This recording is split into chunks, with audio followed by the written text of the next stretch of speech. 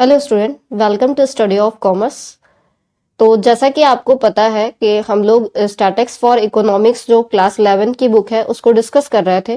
तो उसमें अभी तक हम लोग चैप्टर 4 तक डिस्कस कर चुके हैं और चैप्टर 5 के भी 2 पार्ट मैं अपलोड कर चुकी हूँ। ठीक है, तो ये आपका चैप्टर 5 का पार्ट 3 रहेगा जिसमें हम आगे की चीजें समझेंगे। इससे पहले चैप्टर 5 के पार्ट्स में मैंने आपको बताया कि मेजर्स ऑफ सेंट्रल टेंडेंसी क्या होती है।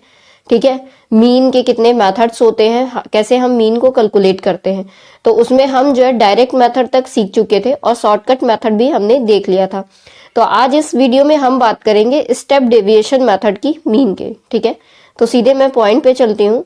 आपका स्टेप डेविएशन मेथड मीन का कैसे निकालते हैं हम स्टेप डेविएशन मेथड के थ्रू मीन को, ये हम देखेंगे। ठीक है, तो ये सारी चीजें हम लोग पहले ही डिस्कस कर चुके हैं।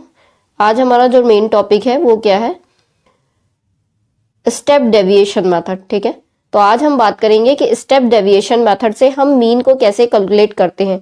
इसके पहले जो सबसे लेंदी मेथड था हमारा वो डायरेक्ट मेथड था। डायरेक्ट मेथड में हम क्या करते थे कि हमारी टोटल ऑब्जर्वेशंस को नंबर ऑफ ऑब्जर्वेशन से डिवाइड कर देते थे तो हमारा जो है मीन निकल आता था। ठीक है, उसके बाद जो शॉर्टकट मेथड था डेविएशन का, उसमें हम क्या करते थे, एक एज्यूम मीन लेकर के चलते थे और उसके थ्रू एज्यूम मीन के थ्रू हम जो है डेविएशंस निकालते थे और फिर हम अपना मीन कैलकुलेट करते थे। अब हम जो देखने वाले हैं वो है हमारा स्टेप डेविएशन मेथड। ठीक है, और मैं एक चीज ये कहना चाहूंगी कि अगर आप कॉमर्स बैकग्राउंड से बिलोंग करते हैं या फिर आप कॉमर्स के किसी भी एग्जाम की प्रिपरेशन कर रहे हो तो इस चैनल को सब्सक्राइब कर दीजिएगा। मैं आपकी ज्यादा से ज्यादा हेल्प करने की कोशिश करूंगी। ठीक है, और अगर आप मुझे टेलीग्राम, इंस्टाग्राम या फेसबुक पे फॉलो करना चाहते हैं तो डिस्क्रिप्शन बॉक्स में लिंक दिया होगा, आप मुझे फॉलो कर सकते हैं। ठीक है, तो चलिए हम बात करते हैं स्टेप डेविएशन मेथड की। In this case the deviations are divided by the common factor C. तो अब स्टेप डेविएशन में चेंज क्या हुआ है कि स्टेप डेविएशन में हम एक सी फैक्टर को भी लेके चल रहे हैं। सी का मतलब हो गया कॉमन फैक्टर। अभी तक हम खाली डेविएशन तक बात कर रहे थे, तो डेविएशन हम कैसे कैलकुलेट करते थे, एक्स माइनस एज्यूम मीन कर देते थे तो हमारे डेविएशन निकल आता था। अब हम कॉमन फैक्टर की बात कर रहे हैं जो कि हमारा सी। तो हम आगे देखते हैं कि कॉमन फैक्टर कैसे लेते हैं हम, विच सिंप्लीफाइज द कैलकुलेशन। तो जब हम कॉमन फैक्टर चूज कर लेते हैं तो हमारा कैलकुलेशन और सिंप्लीफाई हो जा रहा है। ठीक है, तो आगे देखते हैं। Here we estimate D slash is equal to D upon common factor. ठीक है, तो अभी तक हम केवल डेविएशन निकालते थे, अब हम डी स्लैश निकालेंगे। तो डी स्लैश का फॉर्मूला क्या है, डी यानी डेविएशन अपॉन कॉमन फैक्टर। तो डेविएशन से जब कॉमन फैक्टर को हम डिवाइड कर देते हैं तो हमारा डी स्लैश निकल के आ जाता है। और डेविएशन कैसे निकलती है, डेविएशन हम जब एज्यूम मीन से एक्स को माइनस करते हैं यानी अपनी फ्रीक्वेंसी से एज्यूम मीन को माइनस करते हैं तो हमारी डेविएशन निकल आती है। ठीक है, in order to reduce the size of numerical figures for easier calculation.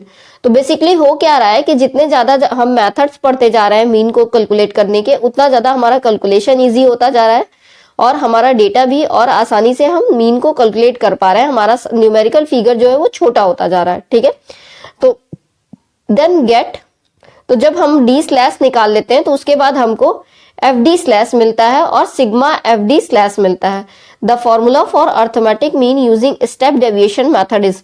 तो अभी तक हम क्या कर रहे थे, अभी तक जो हमारा जो पहले का मेथड था उसमें हम क्या कर रहे थे कि एज्यूम मीन में प्लस कर दे रहे थे, डी अपॉन सिग्मा एफ से डिवाइड कर देते थे और सी नहीं रहता था। लेकिन अब क्या हो रहा है कि अब एज्यूम मीन के साथ हमारे पास सी भी है। सी हमारा जो कॉमन फैक्टर है, तो कॉमन फैक्टर नया आया है तो वो ये फॉर्मूले में मल्टीप्लाई भी हो जा रहा है। ठीक है, चलिए आगे समझते हैं, एग्जाम्पल से और अच्छे से समझ में आएगा। तो सबसे पहली जो शॉर्टकट मेथड में हमारा जो कॉन्टिन्यूअस सीरीज है हम उसकी बात करेंगे पहले, उसके बाद डिस्क्रीट सीरीज की बात करेंगे। कॉन्टिन्यूअस सीरीज क्या होती है, डिस्क्रीट सीरीज क्या होती है, ये मैं पहले के चैप्टर में आपको डिस्कस कर चुकी हूँ। ठीक है, तो चलिए आगे देखते हैं। Here class intervals are given. तो यहाँ पे क्लास इंटरवल दिए होंगे। The process of calculating arithmetic mean in case of continuous series is same as that discrete series. तो दोनों का प्रोसेस सेम ही होता है लगभग। The only difference is that the mid points of various class intervals are taken. केवल mid points में difference रहता है इनमें। ठीक है, various class intervals are taken. We have already known that class intervals may be exclusive or inclusive or an unequal size. तो हमें पता ही है कि क्लास इंटरवल हमारे इंक्लूसिव भी हो सकते हैं और एक्सक्लूसिव भी हो सकते हैं, अलग अलग इंटरवल्स के भी हो सकते हैं, ठीक है। अगर हम इंक्लूसिव क्लास की बात करें तो हमारा जैसे 0 to 9, 10 to 19, और अगर हम इंक्लूसिव एक्सक्लूसिव की बात करें तो एक्सक्लूसिव में क्या होता है 0 to 10, 10 से 20, तो ये दोनों में अंतर होता है। आगे देखते हैं, example of unequal class intervals is example of unequal class interval is say 0 to 20, 20 to 50 and so on. In all these cases calculation of arithmetic is done in simple way. चलिए हम एग्जाम्पल 4 समझते हैं तो हमें step deviation method ज्यादा अच्छे से समझ में आ जाएगा, ठीक है। तो क्वेश्चन में कह रहा है कि calculate average marks of following student. तो कुछ स्टूडेंट्स के एवरेज मार्क्स दिए हैं जिनमें हमें कैलकुलेट करना है मीन। पहला मेथड हमारा है डायरेक्ट मेथड और दूसरा मेथड है हमारा स्टेप डेविएशन मेथड। तो सबसे पहले हम डायरेक्ट मेथड से मीन को कैलकुलेट करेंगे। डायरेक्ट मेथड की अगर हम बात करें तो ये हमारे मार्क्स दिए हुए हैं स्टूडेंट के और ये नंबर ऑफ स्टूडेंट दिए हुए हैं, ठीक है। तो हम 5.3 की टेबल में समझते हैं डायरेक्ट मेथड से कैसे कैलकुलेट किया गया है, टेबल की मदद से समझते हैं हम, ठीक है। तो यहाँ पे आपके पहले नंबर ऑफ मार्क्स यानी कि क्लास इंटरवल दिए हुए हैं 0 से 10, 10 से 20, 20 से 30, 30 से 40। यहाँ पे नंबर ऑफ स्टूडेंट है जिसको हम फ्रीक्वेंसी या एफ बोलते हैं और ये इंटरवल को हम एक्स बोलते हैं, ठीक है। अब यहाँ पे इसकी हम मिड वैल्यू निकाल लेंगे क्योंकि ये कॉन्टिन्यूअस सीरीज है, ठीक है। एक्सक्लूसिव क्लास इंटरवल है तो मिड वैल्यू क्या है, तो 0 से 10 की मिड वैल्यू 5 होती है, 10 से 20 की मिड वैल्यू 15 होगी, 20 से 30 की मिड वैल्यू 25 होगी और 30 से 40 की मिड वैल्यू 35 होगी, ठीक है। उसी तरीके से आगे की सारी मिड वैल्यू निकल गई है। अब यहाँ पे एफ एम निकालना है हमारा, तो एफ ये है और एम ये है, तो एफ को इंटू एम से कर दिया तो हमारा एफ एम निकल आया। तो यहाँ पे दोनों को मल्टीप्लाई कर दे रहे हैं तो 5 5 जा 25 हो गया, 12 15 जा 180, 15 25 जा 375, ये सारी आ गई एफ एम की वैल्यू, ठीक है। अब यहाँ पे हमको डी स्लैश निकालना है, तो डी स्लैश का फॉर्मूला क्या होता है कि कॉमन फैक्टर डिवाइडेड बाई 10, ठीक है। तो कॉमन फैक्टर की जगह पे यहाँ पे क्या हुआ है m माइनस 35 कर रहे हैं, तो m माइनस 35 अगर हम करते हैं मिड वैल्यू को 35 से माइनस करते हैं तो हमारा निकल आता है डी स्लैश, ठीक है। तो डी स्लैश हमारा निकल आता है। उसके बाद हम क्या करते हैं, उसको डिवाइड कर देते हैं 10 से, ठीक। तो हमारा 35 माइनस m करेंगे तो 30 आ जाएगा, फिर उसको डिवाइड कर देंगे माइनस 30 आ जाएगा, फिर उसको डिवाइड कर देंगे 10 से तो -3 आ जाएगा, ठीक है। उसी तरीके से समझ में आ रहा है क्या कर रहे हैं हम, ये कर रहे हैं कि जो ये हमारा 35 है कॉमन फैक्टर, उससे जो है हम मिड वैल्यू को माइनस कर रहे हैं। तो 5 माइनस 35 करेंगे तो -30 आएगा और -30 को जब हम 10 से डिवाइड कर देंगे तो -3 आ जाएगा। उसी तरीके से 15 माइनस 35 करेंगे तो -20 आएगा और -20 को जब 10 से डिवाइड करेंगे तो -2 आ जाएगा। उसी तरीके से 25 में से 35 माइनस करेंगे तो -10 आएगा और 10 को 10 से डिवाइड करेंगे तो -1 आ जाएगा। उसी तरीके से 35 माइनस 35 करेंगे तो 0 आ जाएगा, ठीक है। आगे देख लेते हैं हम, सेम एज इट इज आगे भी होगा। अब यहाँ पे देखिए 40 से 50 की मिड वैल्यू 45 हो गई, 50 से 60 की मिड वैल्यू 55 हो गई, 60 से 70 की मिड वैल्यू 65 हो गई, ठीक है। अब उसके बाद 45 से हम उसको मल्टीप्लाई कर रहे हैं तो ये आ रहा है, ठीक है। इन दोनों को मल्टीप्लाई कर रहे हैं तो फिर ये आ रहा है, ठीक है। 65 2 जब 130 आ जाएगा। और यहाँ पे हमने क्या किया है, मिड डी स्लैश निकाला है, ठीक है, डिवाइड करके कॉमन फैक्टर से एक्स को, ठीक है। उसके बाद यहाँ पे टोटल आ गया है सिग्मा डी एफ स्लैक। अब आगे देखते हैं, obtain mid values for each class donated by M. तो मिड वैल्यू को हमने m के थ्रू दिखाया है, ठीक है। उसके बाद हमने क्या ऑब्टेन किया है, obtain sigma F M and apply the direct method formula. तो फॉर्मूला क्या है डायरेक्ट मेथड का कि sigma F M upon sigma F, यानी कि total number of observation upon number of observation, ठीक है। तो सिग्मा एफ एफ हमारा 2110 आ रहा है, यानी 2110, ये देखिए, ठीक है। सिग्मा एफ एम हमारा 2110 आ रहा है और नंबर ऑफ वैल्यूज हमारी 70 है, तो 70 से डिवाइड कर रहे हैं तो हमारा क्या आंसर आ रहा है 30.14 मार्क्स, यही हमारा मीन आ रहा है, ठीक है। तो डायरेक्ट मेथड से तो ये प्रोसेस काफी लेंदी हो जा रहा है। चलिए अब नेक्स्ट मेथड देखते हैं, step deviation method. Step deviation method में क्या करेंगे हम, ऑब्टेन डी स्लैश हम m माइनस ए करके डिवाइडेड बाई c कर देंगे तो डी स्लैश आ जाएगा। फिर taken a is equal to 35, assume mean हमने 35 मान रखा है, ठीक है, कॉमन फैक्टर। उसके बाद क्या कर रहे हैं हम, फॉर्मूला हमारा क्या है, mean is equal to X bar का मतलब मीन हो गया, assume mean plus sigma F D upon sigma F into सी।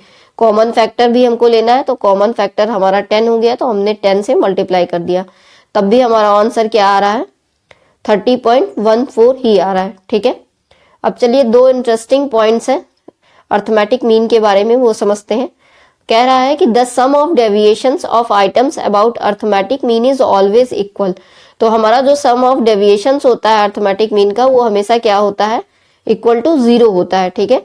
तो सिंबॉलिकली अगर हम समझना चाहें तो सिग्मा एक्स माइनस एक्स बार, यानी कि जो एक्स की वैल्यू है उससे अगर हम मीन की वैल्यू को माइनस करते हैं तो हमारा हमेशा क्या आएगा, 0 आएगा, ठीक है। दूसरी कंडीशन कह रहा है arithmetic mean is affected by extreme values. हमारा जो अर्थमेटिक मीन होता है वो एक्सट्रीम वैल्यूज से अफेक्ट होता है, ठीक है, क्योंकि कोई भी लार्ज वैल्यू अगर आ जाती है इंड में तो ये इसको अप या डाउन कर सकती है, तो इसलिए ये एक्सट्रीम वैल्यूज अफेक्ट करती हैं अर्थमेटिक मीन को, ठीक है। तो ये दो मेन प्रॉपर्टीज हैं अर्थमेटिक मीन की, इनको याद रखिएगा, एग्जाम में पूछी भी जा सकती है। नेक्स्ट है हमारा वेटेड अर्थमेटिक मीन, ठीक है। तो अभी तक हमने 3-4 मेथड पढ़े अर्थमेटिक मीन कैलकुलेट करने के लिए। Sometimes it is important to assign weights to various items according to their importance when you calculate the arithmetic mean. For example there are 2 commodities, mangoes and potatoes. तो suppose that हमारे पास 2 commodities हैं, एक mango है और दूसरा potatoes की। You are interested in finding the average price of mangoes P1 and potatoes P2, ठीक है। तो अगर आप इन दोनों की एवरेज प्राइस जानना चाह रहे हैं, मैंगो और पोटैटो दोनों की मिला करके, तो हम कैसे निकालेंगे, तो the arithmetic mean will be, तो इनका अर्थमेटिक मीन क्या होगा, P1 plus P2 divided by 2। However, you might want to give more importance to the rise in price of potatoes P2. To do this, you may use as weights the share of mangoes in the budget of the consumer V1 and the share of potatoes in the budget V2. Now the arithmetic mean weighted by the shares in the budget would be, तो अगर हमें weighted arithmetic mean निकालना है तो हमें क्या करना होगा, हमें उसके वेट या कंज्यूमर के बजट को भी ध्यान में रख के मीन निकालना होगा, ठीक है। तो V1 plus P1 plus V2 plus P2 divided by V1 plus V2 W1 plus W2, ठीक है। In general the weighted arithmetic mean is given by, तो अगर हम वेटेड अर्थमेटिक मीन की बात करें तो उसका फॉर्मूला क्या होता है, sigma WX upon sigma W, यानी कि when the price rise you may be interested in the rise in prices of commodities that are more important for you, ठीक है। तो मतलब जैसा हमारा प्राइस होगा उसके हिसाब से हम कमोडिटी का यूज करेंगे। You will read more about in this discussion of index number, तो ये सारी चीजें हम और अच्छे से पढ़ेंगे चैप्टर 8 में, तो इसलिए अभी हम इसको छोड़ देते हैं क्योंकि अभी हमें मीडियन और मोड भी पढ़ना है, ठीक है। आई थिंक नेक्स्ट टॉपिक हमारा क्या है, मीडियन का। नेक्स्ट टॉपिक है हमारा मीडियन, जो कि हम नेक्स्ट वीडियो में डिस्कस करेंगे, नहीं तो आपका वीडियो ज्यादा ड्यूरेशन का हो जाएगा तो आप देखना नहीं पसंद करेंगे, ठीक है। तो चलिए, अगर वीडियो पसंद आएगा तो लाइक कर दीजिएगा, चैनल को सब्सक्राइब कर दीजिएगा आगे के और वीडियोस देखने के लिए, और अगर आपको कोई डाउट हो तो आप कमेंट करके पूछ सकते हैं। Thanks for watching.